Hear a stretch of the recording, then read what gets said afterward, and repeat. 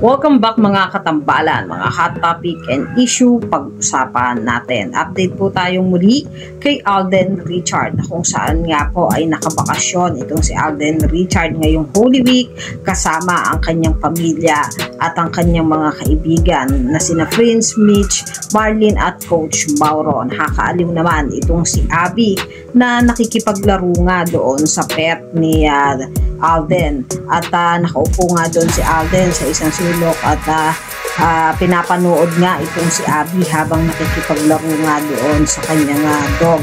At kaninang umaga naman, imbes nga na tumakbo itong si Alden Richard kasama ang kanyang mga ka-running mate, mas pinili pa rin nila na gumawa ng activity at ito nga ay ang pag-yoga. Nakakaaliw naman itong si Abby dahil nakikisabay siya ng yoga kala Alden at dun sa kanyang mami na si Marlene.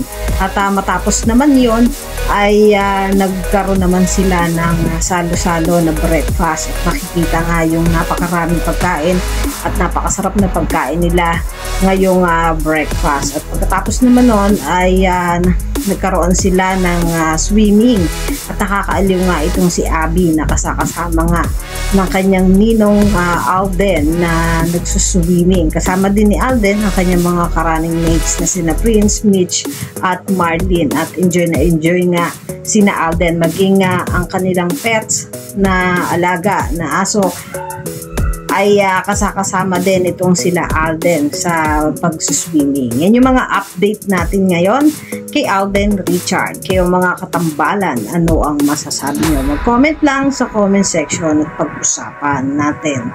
Yan ang mga hot topic and issue dito lamang sa Tambalang JK.